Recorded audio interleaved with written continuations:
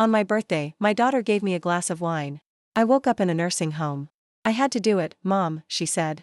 Today, I'm going to tell you something I never thought I would share. And if for even a second this feels familiar, I only ask that you like this video and subscribe. It will help me keep opening my heart.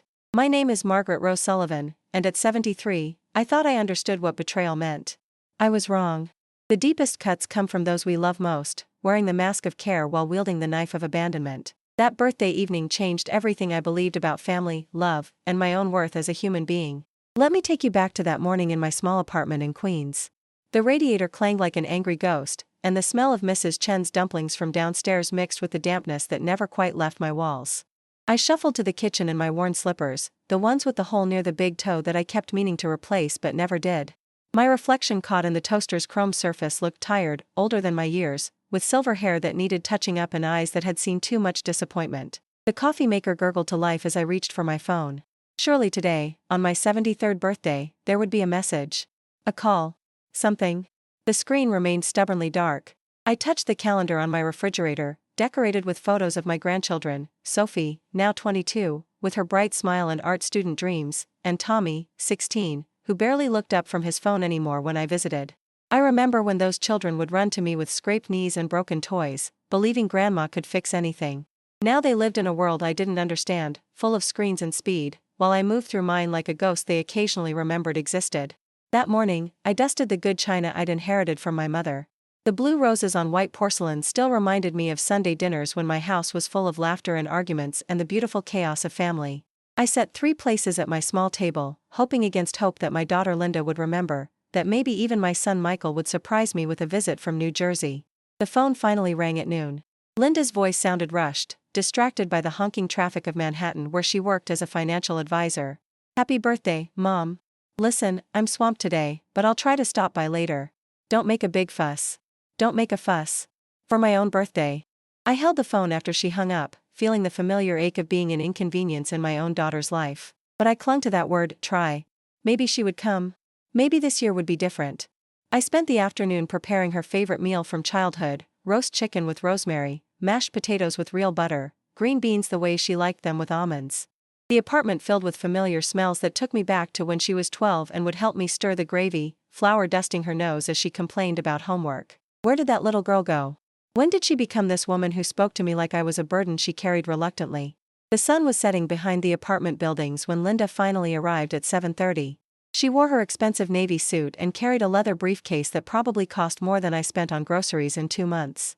Her hair was perfectly styled, not a strand out of place, but her eyes looked tired, older than her 48 years. Sorry I'm late, Mom. Traffic was horrible. She kissed my cheek quickly, the gesture feeling more like obligation than affection. Something smells good.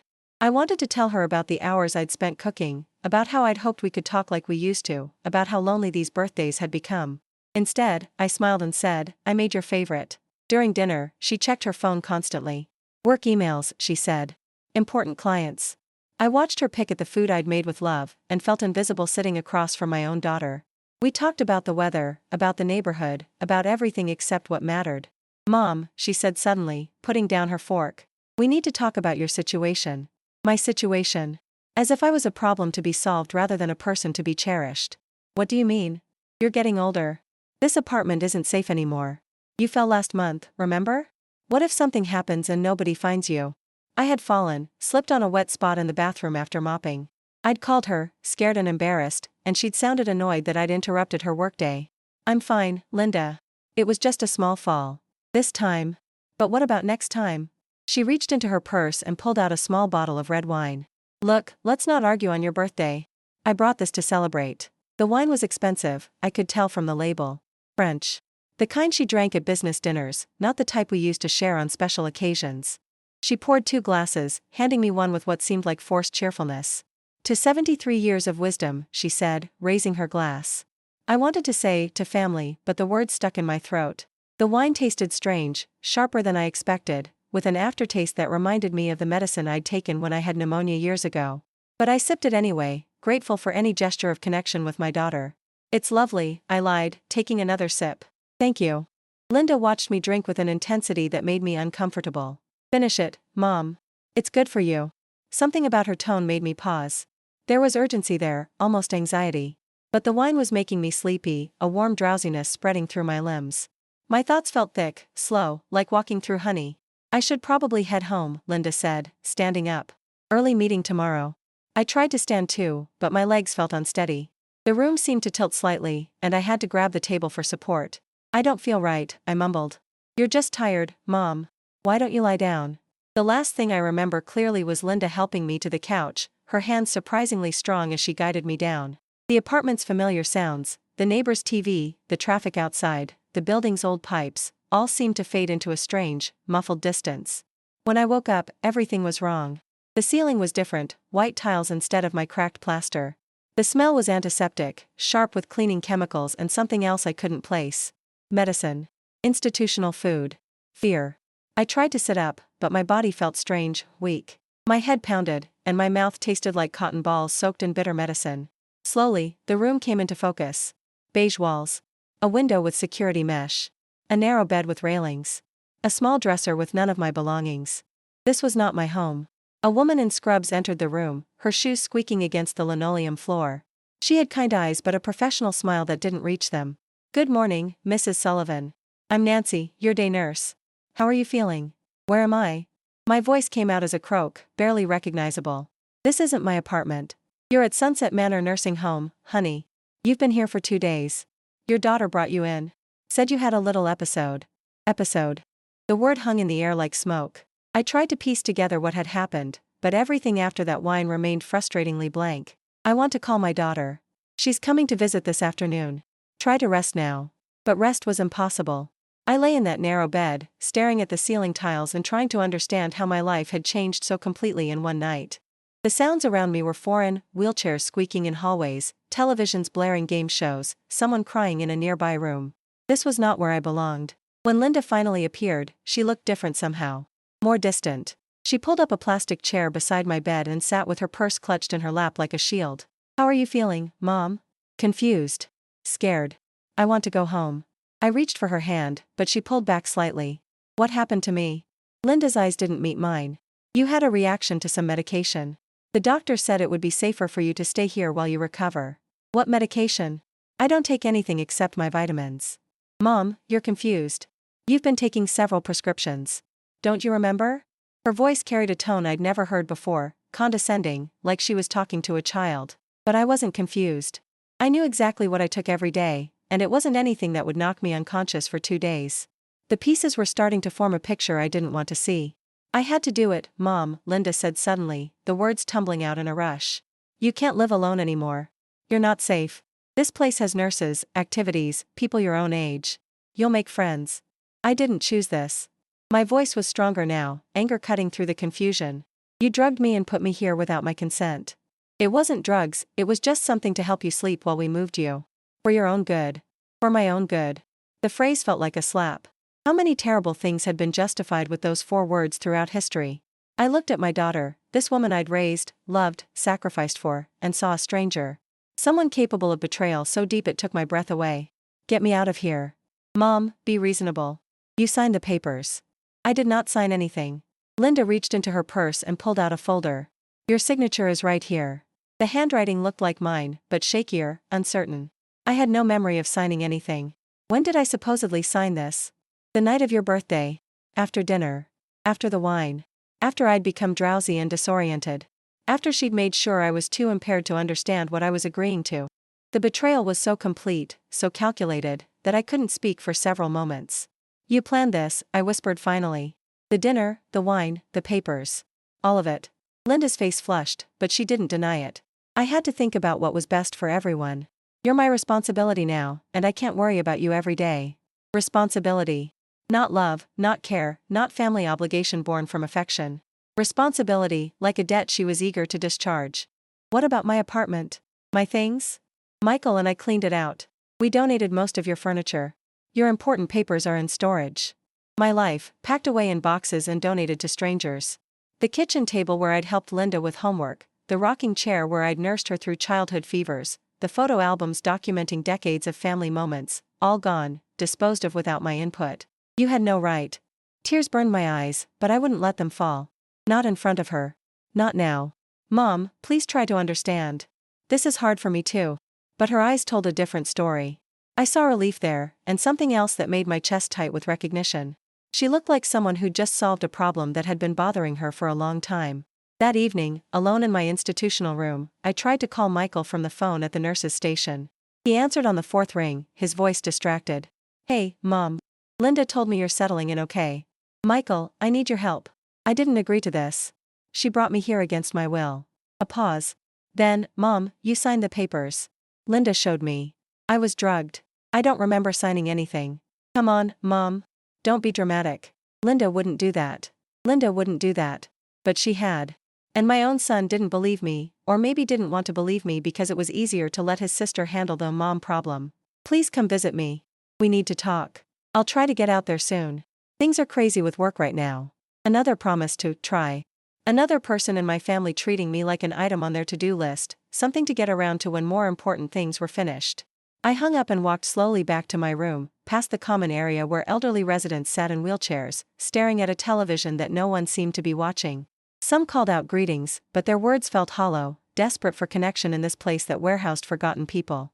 That night, I lay awake listening to the sounds of institutional life. Someone calling for a nurse. The squeak of wheels in the hallway. The hum of machines keeping people alive who might not want to be. I thought about the wine, about Linda's urgency in making me finish it, about how she'd watched me drink it with such intensity. How long had she been planning this? Weeks? Months? Had she been researching nursing homes while I cooked her favorite meals and worried about her happiness? Had she and Michael discussed my future over dinner in restaurants I couldn't afford, making decisions about my life while I sat alone in my apartment, hoping for their calls? The betrayal was so complete it felt like a physical wound, a hollow ache in my chest that made breathing difficult. But underneath the pain, something else was growing. Something I hadn't felt in years. Anger. Pure, clean, justified anger that burned away the confusion and hurt, leaving behind a clarity I'd been missing for too long. My daughter had committed a crime. She drugged me, forged my signature or coerced it while I was impaired, and had me committed to this place against my will. She'd stolen my autonomy, my dignity, my right to choose how to live my final years. But I wasn't dead yet. And I wasn't the helpless old woman she thought she was disposing of. The next morning, I asked to speak with the facility director. Mrs. Patterson was a woman in her 50s with graying hair and the worn look of someone who'd spent too many years managing other people's crises. Her office smelled like coffee and disinfectant. "I understand you have some concerns about your admission, Mrs. Sullivan. I was brought here without my informed consent. I want to see the papers I supposedly signed." She pulled my file from a cabinet and spread the documents across her desk. There was my signature, all right, but it looked nothing like my usual handwriting. The letters were shaky, uncertain, and there were medication names listed that I'd never heard of. "According to your daughter, you'd been having episodes of confusion and memory loss. She was concerned about your safety." Episodes I couldn't remember, because they'd never happened. But how do you prove a negative? How do you convince someone that your own child is lying when the paperwork looks official and the daughter in question wears expensive suits and speaks with authority? "I'd like to call a lawyer." Mrs. Patterson's expression tightened slightly. "Of course, that's your right. But Mrs. Sullivan, I should mention that your daughter has provided medical documentation of your condition. Reversing an admission can be quite complicated, especially when family members disagree about care needs." Family members. As if Michael had been part of the decision, as if anyone had consulted me about what I needed or wanted. "I understand. I still want to speak with someone about my legal options." That afternoon, I used the phone in the common room to call Legal Aid of Queens. The intake worker was sympathetic but not encouraging. Elder abuse cases are difficult to prove, especially when there's family involvement and signed documentation. "Do you have any evidence that you were coerced or impaired when you signed?" Evidence. How do you prove someone drugged you days after the fact? How do you prove that the wine tasted wrong when you're the only witness? How do you prove your daughter's betrayal when everyone assumes children naturally want what's best for their parents? What are my options? You can contest the admission, but you'd need to prove you were mentally incompetent at the time of signing, which paradoxically requires showing you're competent now. It's a legal catch. 22. Your best bet might be to work with your family to reach an agreement about alternative care arrangements. Work with my family. The family that had conspired to warehouse me without my input. The family that treated me like a problem to be solved rather than a person to be respected. But I wasn't ready to give up. That evening, I called Sophie, my granddaughter, hoping she might be different from her mother and uncle. She was a senior at NYU, studying art therapy, and had always been the most compassionate member of our family. "Grandma, I've been trying to reach you. Mom said you moved to a new place. Sophie, I need to tell you something important, and I need you to listen carefully." I told her everything, the birthday dinner, the strange wine, waking up in the nursing home, the signed papers I couldn't remember. Sophie listened without interrupting, and I could hear her breathing change as the story unfolded. Grandma, that's horrible. Are you saying Mom drugged you? I'm saying I drank wine that made me unconscious for 2 days, and when I woke up, my life had been taken away from me. A long pause. What can I do? Finally, someone asking how they could help instead of explaining why they couldn't. Visit me. See this place for yourself. Talk to your mother about getting me out of here. I'll come this weekend. And Grandma? I believe you. 3 words that meant everything. Someone in my family still saw me as a person worth believing, worth fighting for. Sophie arrived on Saturday with flowers and a homemade card decorated with watercolor butterflies. She wore jeans and a paint-stained sweatshirt, looking like the art student she was, and her presence brought the first genuine warmth I'd felt since waking up in this place. We sat in the garden area, surrounded by other residents and their visitors, and I watched her eyes take in the institutional setting, the wheelchairs, the glazed expressions of people who'd given up hope. This isn't you, Grandma. You don't belong here. Tell that to your mother. Sophie was quiet for a moment, pulling at a loose thread on her sweatshirt. Mom's been different lately. Stressed about money, working all the time. She never talks about you anymore, which I thought was weird. What do you mean, stressed about money? Her investment firm lost some big clients. She mentioned having to cut back on expenses, maybe downsize her apartment. I think she's been worried about her career. Pieces of a puzzle I didn't want to complete began forming in my mind. Linda's financial stress, her sudden urgency about my safety, her relief when she looked at me in this place. Had putting me here solved more than one problem for her? Sophie, I need you to help me find out something. Can you access financial records online? She nodded, looking uncomfortable. What kind of records? I want to know if anyone has been accessing my bank accounts or investment portfolio since I've been here. My granddaughter's face went pale. You think Mom might be? I think I need to know where I stand financially before I make any more decisions about my future. The next week, Sophie returned with information that confirmed my worst suspicions. Someone had been making withdrawals from my savings account, transferring money to pay for the nursing home fees and other expenses I hadn't authorized. My investment portfolio, which I'd built carefully over decades of frugal living and smart choices, was being managed by Linda's firm, with her as the appointed financial power of attorney. Papers I'd never signed, giving my daughter control over assets I'd accumulated through a lifetime of work and sacrifice. My modest fortune, not millions, but enough to live independently and leave something for my grandchildren, was being systematically redistributed according to Linda's priorities, not mine. The nursing home fees were nearly $8,000 a month. In 1 year, they would consume most of my life savings. Meanwhile, Linda's financial problems would be solved by managing my investments and by eliminating the burden of worrying about my day-to-day care. I sat in that sterile room, looking at bank statements and investment records, and felt a rage so pure it made my hands shake. This wasn't just about putting me in a nursing home. This was theft, plain and simple. Elder financial abuse wrapped in the pretty paper of family concern. What are you going to do, Grandma? I'm going to fight back. The first step was getting my own legal representation. Sophie helped me research elder law attorneys in Manhattan, and we found someone willing to take my case on a contingency basis. Sarah Chen was a woman in her 40s who specialized in financial elder abuse, and her office was filled with thank you letters from clients who'd reclaimed their autonomy from predatory family members. Your case is unfortunately common, she told me during our initial consultation. Adult children who see their parents' assets as their future inheritance often justify taking control early. The fact that you were allegedly impaired when these documents were signed gives us grounds to challenge their validity. What are my chances? Better than you might think. New York has strong elder protection laws, and bank records showing unauthorized transfers will work in our favor. The key is proving you lacked capacity when you signed those papers. We set up medical evaluations to document my current mental state, financial audits to trace where my money had gone, and began the process of challenging Linda's power of attorney. It would take months, maybe years, but for the first time since waking up in Sunset Manor, I felt like I had some control over my own life. Meanwhile, I started making changes within the constraints of my current situation. I refused to participate in activities I didn't enjoy. I demanded to see my monthly bills and questioned every charge. I made it clear to the staff that I was not a confused elderly woman who needed to be humored and managed, but a sharp, angry person who was fighting to reclaim her freedom. The other residents began to see me differently. Some asked for advice about their own situations, and I realized how many of us were here not because we needed to be, but because it was convenient for our families.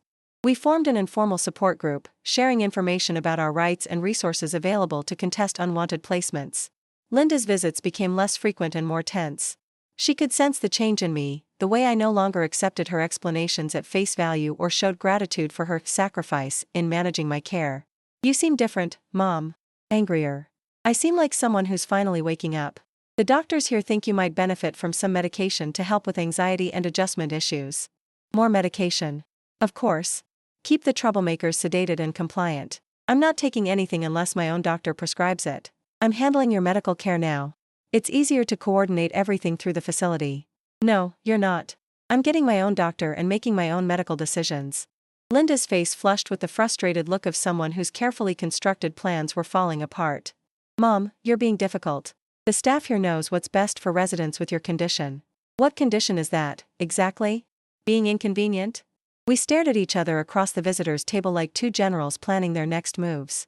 I saw fear in her eyes now, and something else that looked almost like respect. Her confused, compliant mother was gone, replaced by someone who wouldn't be easily manipulated or dismissed. The legal proceedings moved slowly, but each small victory felt like reclaiming a piece of myself. We successfully challenged several financial transactions, forcing Linda's firm to return money that had been transferred without proper authorization.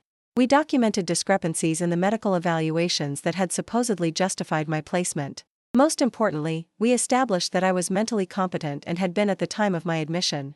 Michael finally agreed to visit after Sophie convinced him that our family was facing serious legal consequences. He arrived looking uncomfortable, like a man who'd been avoiding a dentist appointment for too long. Mom, maybe we can work something out. Linda says you're unhappy here. Unhappy. Such a mild word for having your life stolen. I want to go home. Your apartment was already rented to someone else. But maybe we could find you a nice senior community. Something with activities and other people your age. I want my own place. My own choices. My own money back. Michael shifted in his chair, avoiding eye contact. Linda's been handling your finances. She knows more about investments than I do. Linda's been stealing from me, and you've been letting her do it because it was easier than dealing with me yourself. The words hung between us like a bridge neither of us wanted to cross. Finally, Michael sighed and looked directly at me for the first time in the conversation. I didn't know it was this bad, Mom. I thought you were okay with the arrangement. When have I ever been okay with being dismissed and warehoused? When have I ever been the kind of person who gives up her independence without a fight? He was quiet for a long moment. You haven't. I'm sorry. 2 words that began to crack the wall of hurt I'd built around myself. Not enough to forgive everything, but enough to remember that Michael was as much a victim of Linda's manipulation as I was, just in a different way. Help me get out of here, I said simply. Help me get my life back. The family meeting that followed was unlike anything we'd experienced before. Linda arrived with a lawyer, expecting to formalize arrangements that would give her permanent control over my affairs. Instead, she found me with my own attorney, Michael looking uncomfortable but supportive, and Sophie sitting beside me like a protective guardian angel. This is ridiculous, Linda announced before anyone else could speak. Mom clearly needs supervised care. She's living in a fantasy if she thinks she can manage independently. Your mother's mental competency has been thoroughly evaluated, Sarah Chen responded calmly. She's fully capable of making her own decisions about where to live and how to manage her finances. She's 73 years old. Age is not a legal basis for removing someone's autonomy. Proven mental incapacity is, and we've found no evidence of that. Linda's lawyer whispered something in her ear, and her confident expression began to crack. The meeting continued for 2 hours, with accusations and counter-accusations, financial records spread across the table like evidence in a criminal trial. Finally, facing the possibility of criminal charges for elder abuse and financial fraud, Linda agreed to a settlement. She would resign as my power of attorney, return the remaining funds she'd transferred without authorization, and help me find suitable independent housing. In return, I wouldn't pursue criminal charges. It wasn't everything I deserved, but it was enough to get my life back. The day I left Sunset Manor, Sophie picked me up in her beat-up Honda Civic, the backseat loaded with art supplies and textbooks. I carried my few belongings in a small suitcase, but what mattered wasn't what I was taking from that place, it was what I was leaving behind. Where to, Grandma? Let's look at apartments. Small ones. Places where I can hear the neighbors and smell what they're cooking. Places that feel like home. We found a 1-bedroom apartment in Astoria, Queens, not far from my old neighborhood but different enough to represent a fresh start. It had hardwood floors that creaked when you walked, windows that actually opened, and a kitchen where I could make coffee without asking permission. Sophie helped me paint the living room a warm yellow that reminded me of sunshine. We hung artwork she'd created, abstract pieces full of color and movement that seemed to dance on the walls. I bought furniture that I chose myself, not expensive pieces but comfortable ones that fit my body and my life. The first night in my new apartment, I made myself a simple dinner, pasta with olive oil and garlic, a glass of wine that I chose and poured myself. I sat at my small table, listening to the sounds of the city outside my window, and felt something I'd almost forgotten existed. Peace. Not the absence of conflict, but the presence of contentment that comes from living life on your own terms. I was still angry about what had happened, still hurt by the betrayal, but those feelings no longer defined me. They were part of my story, not the whole story. Linda called a few weeks later, her voice careful and formal. "How are you settling in?" "I'm doing well. The apartment is perfect." A pause. "Mom, I want you to know that I really thought I was doing the right thing. I was scared something would happen to you." Maybe that was partially true. Maybe her motivations had been mixed, concern for my safety tangled up with concern for her own financial problems and convenience. But intent doesn't erase impact, and good intentions don't justify taking someone's life away from them. "I know you thought you were helping," I said finally. "But Linda, you have to understand, what you did to me, the way you did it, that's not something I can just forget." "Are you saying you can't forgive me?" Forgiveness. Another word that got thrown around too easily, as if it was something owed rather than something earned. "I'm saying trust is like a mirror. Once it's broken, you can put the pieces back together, but you'll always see the cracks." Our relationship would never be what it was before. How could it be? But maybe it could become something different, something more honest and equal. Time would tell. Michael made an effort to visit regularly, and our conversations gradually moved beyond surface pleasantries. He apologized more fully for not protecting me, for being so caught up in his own life that he'd failed to see what was happening to mine. "I kept thinking Linda had everything under control," he admitted during one visit. "It was easier to believe that than to deal with hard decisions myself." "Taking care of family isn't supposed to be easy," I replied. "But it's supposed to be done with love, not convenience." Sophie became my closest family connection, visiting every week and calling in between. She was still struggling with her mother's actions, trying to reconcile the woman who'd raised her with the person who could drug her own grandmother and steal her independence. "How do you get over something like this?" she asked me one afternoon as we walked through Central Park. "You don't get over it," I told her. "You get through it. And then you decide who you want to be on the other side." I decided to be someone who lived fully in whatever time I had left. I enrolled in a continuing education class at Queen's Community College, art history, something I'd always been curious about but never had time to explore. I joined a book club at the local library and discovered I enjoyed discussing literature with other readers who brought different perspectives to familiar stories. I also started volunteering with a legal aid organization that helped elderly people navigate issues with family exploitation and unwanted institutional placement. My experience, as painful as it had been, gave me credibility with clients who were facing similar betrayals. "How did you find the strength to fight back?" a woman asked me during one of our support group meetings. She was about my age, placed in assisted living by a son who wanted to sell her house and use the proceeds for his own debts. "I got angry," I told her honestly. Really, truly angry at the injustice of it all. And then I learned to use that anger as fuel instead of poison. Anger had been my salvation, but it couldn't be my permanent residence. I had to find a way to transform it into something more sustainable. Not forgiveness, exactly, but a kind of fierce self-respect that wouldn't allow others to diminish me again. One year after leaving the nursing home, I threw myself a birthday party. Not a sad, solitary dinner hoping family might remember, but a real celebration with people who chose to be there because they enjoyed my company. Sophie came, of course, bringing homemade cake and a painting she'd created just for me. My book club friends attended, along with some of the volunteers from legal aid and my neighbors from the apartment building. Linda sent a card but didn't come. Michael called to wish me happy birthday and promised to visit the following week. The difference was that their absence didn't ruin my day or make me feel forgotten. I had created a circle of connection based on mutual respect and genuine affection, not guilt or obligation.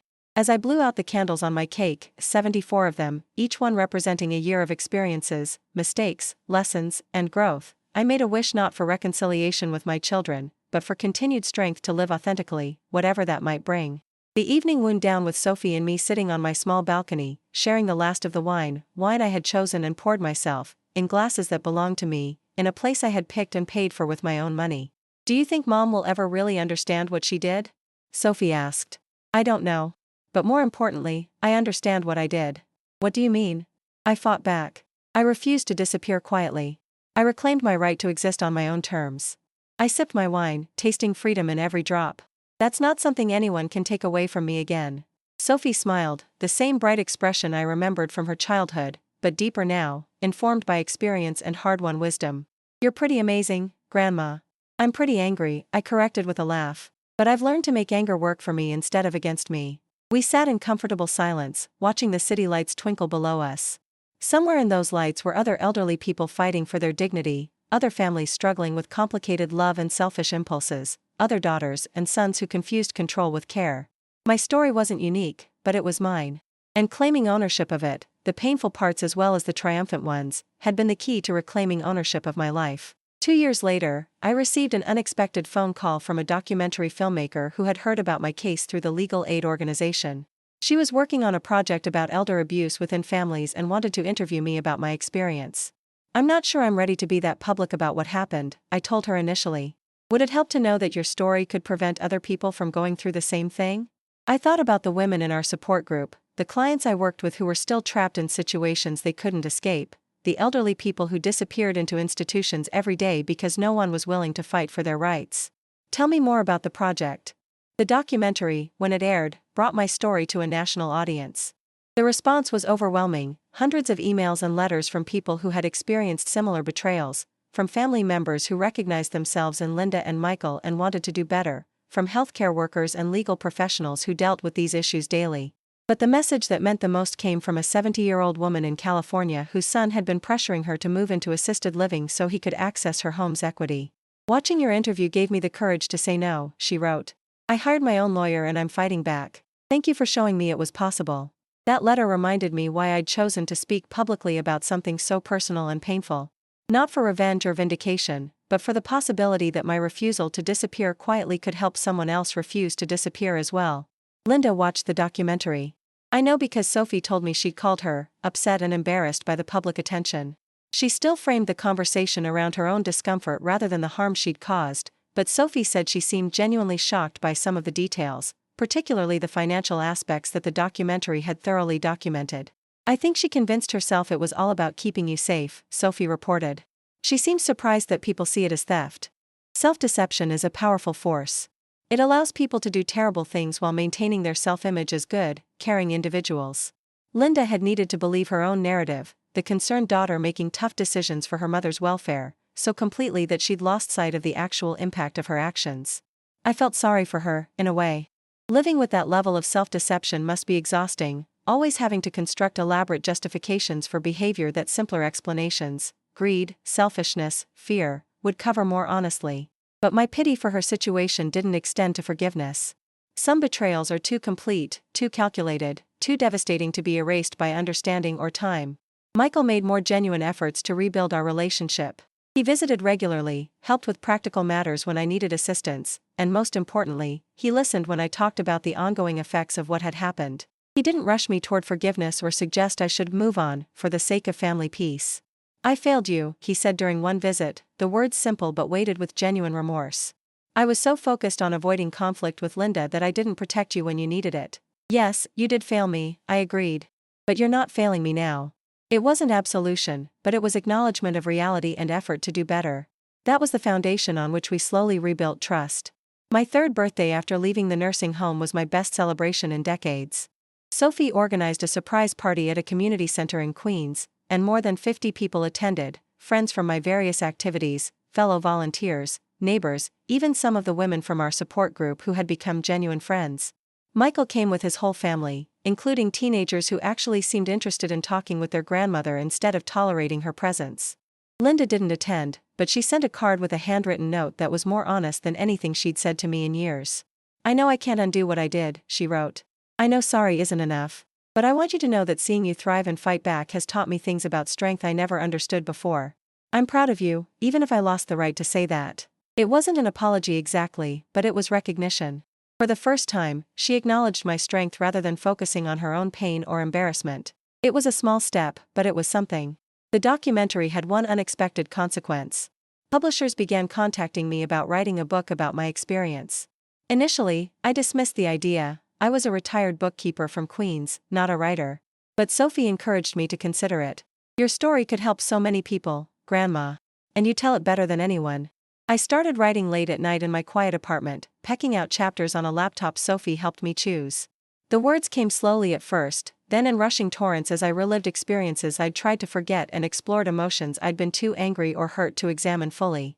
The process of writing forced me to see patterns I'd missed while living through events. I began to understand how Linda's financial pressures and my own enabling behaviors had created a perfect storm of opportunity and rationalization. I saw how my lifelong habit of prioritizing family harmony over my own needs had trained my children to see me as someone whose preferences didn't matter. Most painful was recognizing my own role in the dynamic that led to my betrayal. Not that I deserved what happened, no one deserves to have their autonomy stolen, but I had been complicit in creating relationships based on what I could provide rather than who I was as a person. The book, when it was published, became a bestseller in the growing genre of elder empowerment literature. I did interviews, spoke at conferences, and met thousands of people who had survived similar experiences or were currently fighting their own battles for dignity and autonomy. But the most meaningful responses came from adult children who read the book and recognized themselves in Linda and Michael. They wrote to tell me they were having different conversations with their aging parents, asking about preferences instead of making assumptions, involving parents in decisions about their futures instead of deciding for them. "Your story scared me," one woman wrote. "I realized I was thinking about my mother as a problem to be managed instead of a person to be respected. We're working together now to plan for her future care in ways that honor her choices and values." That letter made all the painful publicity worth it. If my story could prevent even one family from experiencing the betrayal and heartbreak we'd gone through, then some good had come from the worst period of my life. Now, at 77, I live exactly the life I choose to live. Not perfect, I have arthritis that makes some days difficult, loneliness that comes with outliving many friends, financial concerns that require careful budgeting, but mine. Every decision, from what to eat for breakfast to how to spend my time, belongs to me. I wake up in my own bed in my own apartment and brew coffee in my own kitchen. I read books I select, visit places I want to see, spend time with people who value my company rather than exploit my usefulness. I've traveled more in the past 3 years than in the previous 20, taking senior tours to places I'd only read about, the art museums of Europe, the national parks of the American West, historical sites I'd always wanted to explore. Sophie graduated with her art therapy degree and now works with elderly clients in nursing homes and assisted living facilities. She often tells me that watching my fight for autonomy inspired her career choice and her approach to working with older adults. "I always remember you when I meet clients who seem defeated," she says. "I try to look for the spark you found, the anger that can be transformed into strength." Michael and I have developed a relationship based on honesty rather than obligation. We don't pretend to be closer than we are, but we respect each other's boundaries and efforts. His children, my grandchildren, know the true story of what happened and have drawn their own conclusions about the importance of treating elderly family members with dignity. Linda and I maintain distant but civil contact. We exchange cards on holidays and birthdays, brief phone calls for major life events, but we're not rebuilding intimacy. Too much damage was done, too much trust was broken. But the hostility has faded into something more like indifferent acceptance. She made choices that revealed who she was during a crisis, and I made choices about how to respond that revealed who I am. I don't spend much time wondering if things could have been different. That way lies madness and endless regret. Instead, I focus on the life I'm living now and the people who are part of it by choice rather than accident of birth. The support group I helped start has grown into a formal organization with legal resources and advocacy training. We help elderly people navigate complex family dynamics, financial exploitation, and institutional pressure. Most importantly, we remind each other that age doesn't make us less deserving of respect, dignity, and autonomy. "How do you know when it's time to fight back?" a new group member asked during a recent meeting. She was dealing with a daughter who was pressuring her to sell her home and move into senior housing so the proceeds could be managed more efficiently. "When staying quiet hurts more than speaking up," I told her. "When being polite matters less than being free." It's advice I wish I'd learned earlier in life, but maybe I needed to go through everything I experienced to understand it fully. Some lessons can only be learned through pain, and some strength can only be forged in the fire of betrayal and loss. As I sit here tonight, writing the final pages of this story, I can hear my neighbors through the thin apartment walls, a family with young children, their voices mixing in the comfortable chaos of shared life. It reminds me of when my own children were small, when our home was full of laughter and arguments and the beautiful messiness of people who belonged to each other. I miss that feeling sometimes, the certainty of connection that comes with family. But I've learned that belonging based on fear, guilt, or financial dependence isn't really belonging at all. It's a kind of emotional imprisonment dressed up in the language of love. True belonging, the kind I experience with Sophie, with my chosen friends, with the community I've built around shared values rather than shared DNA, is based on mutual respect and genuine affection. It can't be bought with sacrifice or maintained through self-erasure. The wine glass sits empty on my table, the bottle nearly finished. Good wine this time, chosen because I liked the label and bought because I wanted to celebrate another day of living on my own terms. No strange aftertaste, no hidden agenda, no consciousness-stealing drugs designed to make me compliant. Tomorrow, I'll wake up and make my own decisions about how to spend another day of the life I reclaimed from people who tried to steal it. I'll call Sophie to plan our weekend visit to a new museum exhibition. I'll work on my next book, which explores the legal and practical resources available to elderly people facing family pressure.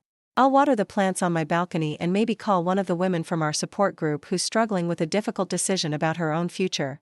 I'll live another day as a person whose voice matters, whose choices count, whose presence in the world makes a difference to someone.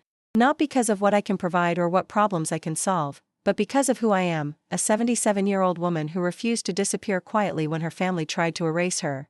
They say that living well is the best revenge, but I don't think of my life as revenge anymore. It's reclamation. It's resurrection. It's proof that it's never too late to refuse to be diminished by other people's fears, greed, or limitations. The hardest lesson I've learned is that love and respect are not the same thing. You can love someone while treating them with contempt. You can care about someone's welfare while ignoring their autonomy. You can want what's best for someone while defining best entirely according to your own needs and convenience. My children loved me, in their way. But they didn't respect me as a complete person with my own valid preferences and rights. They saw me as a collection of needs to be managed and assets to be protected, not as an individual whose wisdom, experience, and choices had value independent of their own comfort and convenience. Respect, I've learned, is harder to give than love and more valuable to receive. Love can be conditional, manipulative, self-serving. Respect requires seeing someone fully, their strengths and weaknesses, their past and potential, their right to make choices you disagree with and live with the consequences of those choices. If I could go back and change one thing about how I raised my children, it wouldn't be giving them less love. It would be demanding more respect. I would have taught them that loving someone includes honoring their autonomy, even when that autonomy creates inconvenience or discomfort for you. But I can't go back, and dwelling on what I should have done differently before I knew better serves no useful purpose. What matters is what I do now, with the knowledge and strength I've gained through surviving the worst betrayal of my life. What I do now is live fully, love carefully, and trust slowly. I choose my relationships based on how people treat me when I'm vulnerable, not how they behave when I'm useful. I measure family by loyalty and respect, not by genetics and obligation. Most importantly, I remember every day that I am not a burden to be managed or a problem to be solved. I am a human being with inherent worth and dignity, deserving of respect and autonomy regardless of my age or physical limitations. That knowledge, hard-won through pain and struggle, has set me free in ways I never expected. Free from the exhausting work of trying to earn love through sacrifice. Free from the fear of being alone, because I've learned the difference between solitude and abandonment. Free from the need for other people's approval, because I've discovered the peace that comes from approving of yourself. The woman who woke up in that nursing home 4 years ago was terrified, confused, and broken by betrayal. The woman sitting here tonight is none of those things. I am angry when anger serves justice, peaceful when peace serves my well-being, and fierce when fierceness serves my freedom. I am exactly who I choose to be, living exactly the life I design for myself, surrounded by people who value me for reasons that honor my humanity rather than exploit my generosity. That is my victory. Not revenge against those who wronged me, but reclamation of the self they tried to diminish. Not bitterness about what was stolen, but gratitude for what was discovered in the process of fighting to get it back. The greatest gift my daughter gave me wasn't that glass of wine that stole my consciousness. It was the betrayal that woke me up to my own power, my own worth, my own absolute right to exist on my own terms until the day I die. For that awakening, painful as the process was, I am genuinely grateful. Not to her, but to the strength I found within myself when I was stripped of everything I thought mattered and discovered what actually does. The months that followed my escape from Sunset Manor taught me that resilience isn't just about surviving trauma, it's about refusing to let that trauma define the boundaries of your future. Every morning I woke up in my own apartment was a choice to keep fighting, to keep believing that my life still had value and meaning beyond what others assigned to it. I discovered that aging doesn't have to mean accepting diminishment. The stereotype of the frail, confused elderly person who needs constant supervision is just that, a stereotype that serves the convenience of families and institutions more than the reality of most older adults. I was 73 when this nightmare began, but I was still sharp, still capable, still deserving of the basic human right to make my own decisions. The legal battle to reclaim my autonomy revealed a system that's supposed to protect elderly people but often fails them. Elder law is complex, expensive, and weighted toward maintaining the status quo once someone has been declared incompetent or in need of care. If I hadn't had Sophie's help in finding a good attorney, if I hadn't had enough assets to pay for legal representation, if I hadn't been able to document my mental competency so clearly, the outcome might have been very different. That realization drove me to become more involved in advocacy work. I started speaking at senior centers, not just about my own experience but about the warning signs of financial elder abuse and the resources available to people facing unwanted institutionalization. Too many elderly people simply don't know their rights or don't believe they have the power to enforce them. Your family can't just put you somewhere without your consent, I would tell audiences of older adults.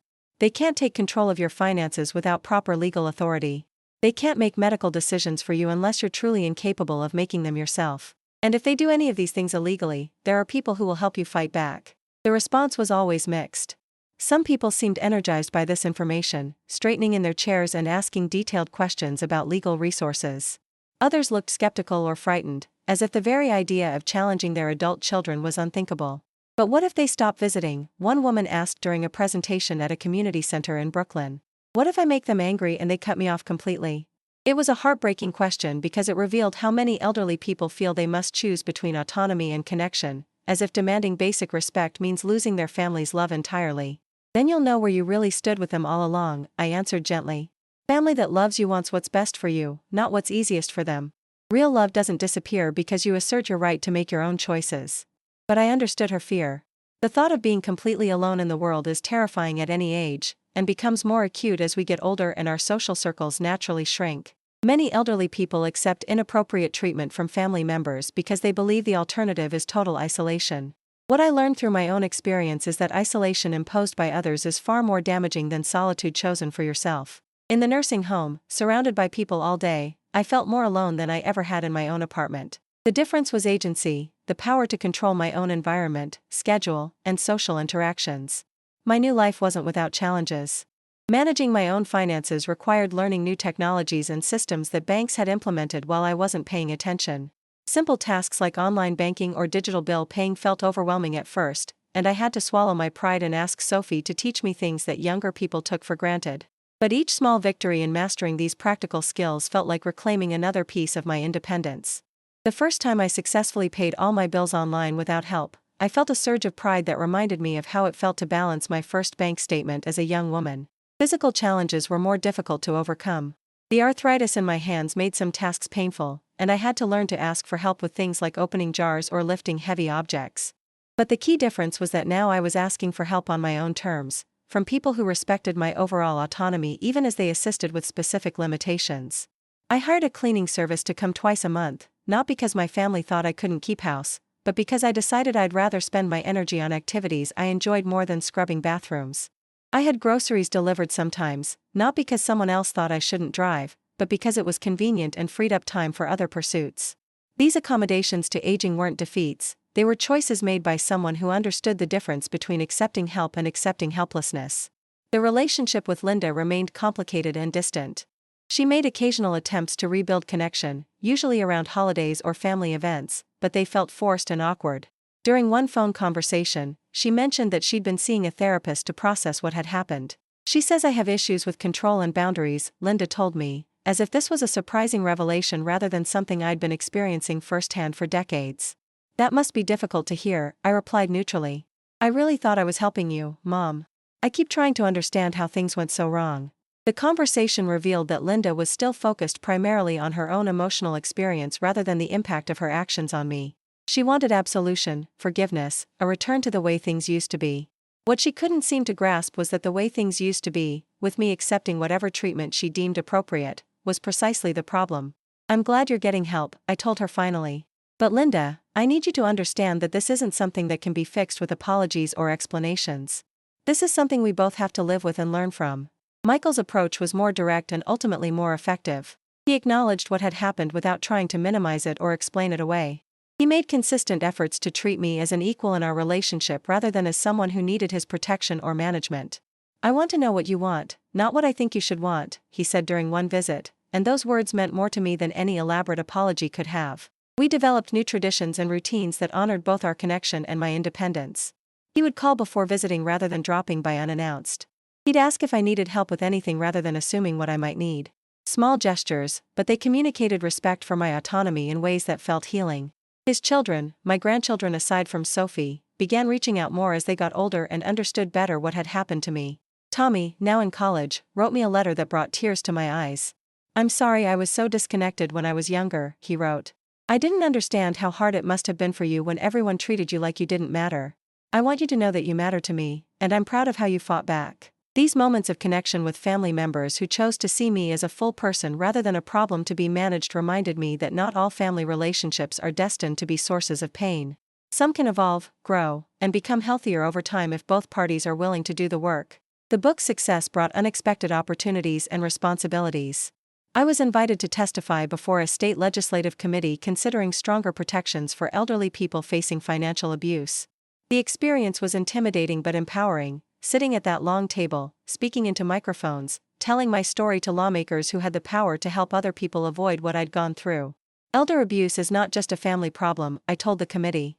It's a societal problem that requires systemic solutions. We need stronger legal protections, better enforcement mechanisms, and more resources for elderly people who find themselves in situations where their own family members are their primary threat. Several committee members seemed genuinely moved by the testimony from me and other advocates. One legislator, a woman about Linda's age, approached me afterward. "Your story made me think about my own mother," she said quietly. "I've been pushing her to move to assisted living because it would be easier for me to manage her care from a distance. But after hearing you speak, I realize I've never actually asked her what she wants." These conversations reminded me that my experience, as painful as it had been, could serve a purpose beyond my own healing. If sharing my story prevented other families from going down the same destructive path, then some good could come from even the worst betrayal. The support group continued to be a source of strength and purpose.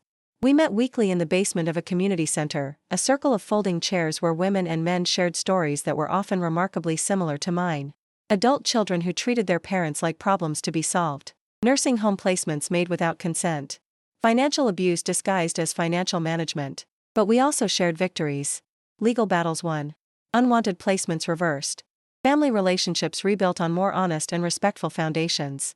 And perhaps most importantly, we shared the ongoing work of creating meaningful lives despite the betrayals we'd survived. "I used to think my value came from what I could do for my children," said Eleanor, a woman who'd been placed in memory care despite having no cognitive impairment. Her son had simply found it easier to have her supervised while he sold her house and managed her assets. "Now I'm learning that my value comes from who I am, not what I provide," she continued. "It's taken me 80 years to figure that out, but better late than never." These insights weren't just therapeutic platitudes, they represented fundamental shifts in how we saw ourselves and our relationships. For many of us, the crisis of being betrayed by our own families had forced a reckoning with lifelong patterns of self-sacrifice and people-pleasing that had made us vulnerable to exploitation. I began working on a second book, this one focused more on the practical and psychological work of rebuilding life after family betrayal. The first book had told my story, this one would offer concrete tools and strategies for other elderly people facing similar challenges. The research revealed disturbing statistics. Elder abuse affects millions of older adults every year, with financial abuse being the most common form. Family members are the perpetrators in the vast majority of cases, and women, especially widowed women, are disproportionately targeted. But the research also revealed reasons for hope. Elderly people who had strong social networks, who understood their legal rights, and who had maintained some degree of independence were much more likely to successfully resist or recover from abuse. The key factors weren't financial resources or family connections, they were knowledge, support, and what the researchers called empowerment mindset. I had been fortunate to develop that empowerment mindset relatively quickly after my placement at Sunset Manor. But I wondered what would have happened if I hadn't had Sophie's support, if I hadn't been able to afford legal representation, if I hadn't had the health and cognitive ability to advocate for myself effectively. This wondering led me to get more involved with legal aid organizations that served low-income elderly people. I started volunteering as a peer counselor, helping other abuse survivors navigate the complex systems of law enforcement, elder services, and healthcare that too often failed them. The work was emotionally demanding but deeply rewarding. I met people whose stories made my own experience seem almost fortunate by comparison. Women who'd been physically abused as well as financially exploited. Men whose children had isolated them from all social connections before systematically stealing their assets. People with mild cognitive impairment who'd been declared incompetent and institutionalized based on highly questionable evaluations. But I also met people whose resilience and determination inspired me daily. A 90-year-old man who'd successfully sued his son for stealing his pension checks. A woman who'd escaped from a nursing home by calling legal aid from a payphone during an unsupervised walk. People who'd refused to let age or betrayal define the boundaries of their lives. Working with these clients reminded me that my story was both unique and universal. The specific details were mine: the birthday wine, Linda's financial problems, Sophie's support, but the underlying dynamics of family exploitation, institutional failure, and personal resilience were shared by thousands of elderly people across the country. This realization motivated me to speak more publicly about these issues, even when it was uncomfortable or painful.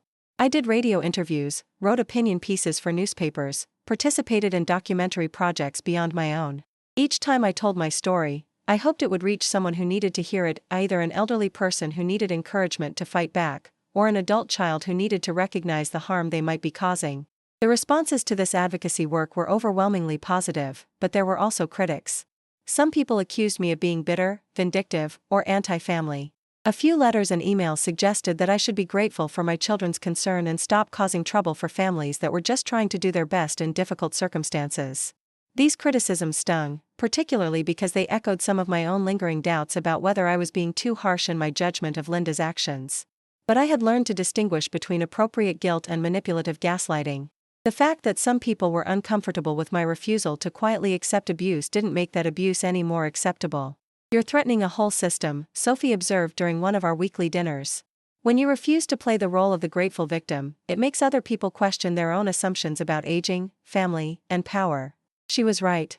My story challenged comfortable narratives about loving families taking care of elderly parents. It suggested that good intentions could coexist with harmful actions, that adult children could simultaneously love and exploit their parents, that the very institutions designed to protect elderly people could become instruments of their oppression.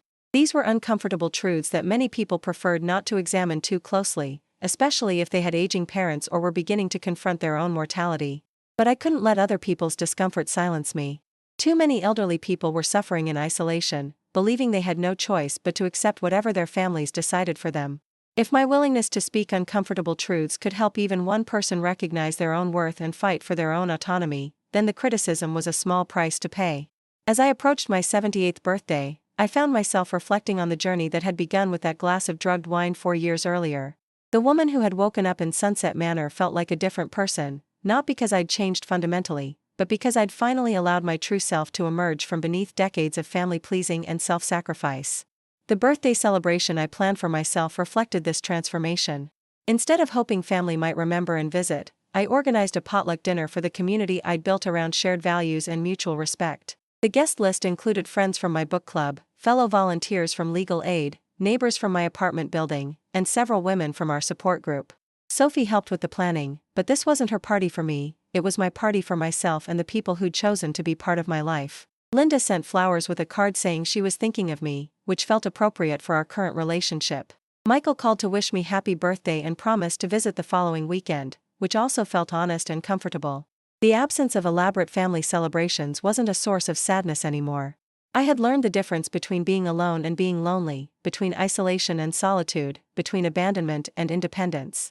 As we gathered around my small table, sharing food and stories and laughter, I felt a contentment that had nothing to do with obligation or guilt or the complicated dynamics of family relationships. These people were here because they wanted to be, because they valued my company and friendship for its own sake. "Tell us about the book you're working on," said Maria, one of my book club friends who'd become a close confidant. I described the project, a practical guide for elderly people facing family pressure or exploitation, and was touched by the enthusiasm and support of everyone at the table. Several people offered to help with research or editing, and Eleanor volunteered to share her own story for inclusion in the book. "Your first book saved my marriage," said Janet, whose husband had been pressuring her to sell their home and move into senior housing so he could access the equity for his business debts. "Reading about your experience helped me understand that love and financial exploitation aren't mutually exclusive. My husband really did think he was solving problems, but he wasn't considering what those solutions would cost me." These conversations reminded me that the work of sharing my story wasn't just about helping individual elderly people, it was about changing broader cultural conversations about aging, autonomy, and respect across generations. After the guests left and Sophie helped me clean up, we sat on my balcony with the last of the birthday wine, watching the city lights twinkle below us. "Are you happy, Grandma?" she asked. It was a simple question with a complex answer. Was I happy that Linda had drugged me and stolen my independence? Of course not. Was I happy that my family had been fractured by betrayal and legal battles? No. Was I happy that I'd had to spend my 70s fighting for basic dignity and respect? Absolutely not. But was I happy with the life I'd built from the ruins of that betrayal? Was I happy with the person I'd discovered myself to be when stripped of all the roles and relationships that had previously defined me? Was I happy with the purpose and meaning I'd found in advocating for others facing similar challenges? Yes, I said finally. I'm happy. Not with everything that happened, but with who I am because of it. Sophie smiled and squeezed my hand. I'm proud of you. Not just for fighting back, but for building something beautiful with your freedom. Building something beautiful with my freedom. I liked that phrase because it captured something important about resilience and recovery. It's not enough to simply survive trauma or escape abuse. The real work lies in creating a life worth living on the other side of those experiences. For me, that beautiful life included the apartment that was truly mine, the relationships based on mutual respect, the work that gave me purpose, and the daily choice to live authentically rather than according to other people's expectations or convenience. It also included the ongoing work of processing and integrating what had happened to me. I still had moments of anger about Linda's betrayal, still felt sad about the family connections that had been damaged beyond repair, still worried about elderly people who lacked the resources or support to fight back against exploitation. But those difficult emotions were balanced by gratitude for the strength I'd discovered, pride in the life I'd rebuilt, and hope for the positive impact my story might have on others. The pain and the growth were inseparable parts of the same journey. As we prepared to go inside, Sophie asked one more question. What would you tell someone who's just waking up in their own version of Sunset Manor? Someone who feels as scared and betrayed as you did? I thought about it for a moment, remembering the terror and confusion of those first days, the feeling that my life was over and my family had thrown me away like garbage. I'd tell them that their life isn't over, just interrupted, I said finally. I'd tell them that being old doesn't mean accepting disrespect, and being family doesn't excuse betrayal.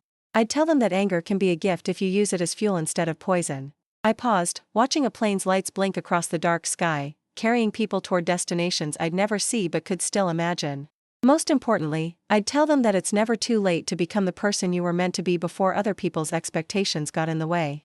Even at 77, even after betrayal, even when everything familiar has been stripped away, you can still choose who to be and how to live. These weren't just words of comfort for hypothetical victims, they were truths I lived every day, choices I made every morning when I woke up in my own bed and decided how to spend the gift of another day. The life I'd built wasn't the one I'd expected or planned. It was smaller in some ways, fewer family connections, more limited resources, ongoing health challenges that required accommodation and adaptation. But it was also larger in ways I hadn't anticipated, more authentic relationships, clearer sense of purpose, deeper understanding of my own worth and strength. Most importantly, it was mine. Every choice from what to have for breakfast to how to spend my final years belonged to me, not to family members who confused control with love or institutions that prioritized compliance over dignity. That ownership of my choices, my space, my time, my story, was the true victory. Not revenge against those who'd wronged me, but reclamation of the self they'd tried to diminish. As I turned off the lights and prepared for bed in my own bedroom, I thought about tomorrow's possibilities. There would be another day of living on my own terms, another day of choosing how to spend the precious time I had left, another day of proving that it's never too late to demand the respect you deserve and create the life you want. The woman who'd woken up in Sunset Manor 4 years ago could never have imagined this moment, sitting in her own apartment, surrounded by chosen family, doing meaningful work, living authentically despite the wreckage of family betrayal. But here I was, not just surviving but thriving, not just enduring but enjoying, not just existing but truly living. And tomorrow, I would wake up and do it all again, one more day of being magnificently, unapologetically, completely myself. Have you ever felt like your family saw you as a burden instead of a blessing? Have you ever wondered if the people who claim to love you actually respect you as a person? Tell me your story in the comments below. And if this message touched something in your heart, please like this video and subscribe. Together, we can remind each other that age is not a reason to accept disrespect, and family is not an excuse for betrayal. Your voice matters, your choices count, and it's never too late to reclaim the life that belongs to you.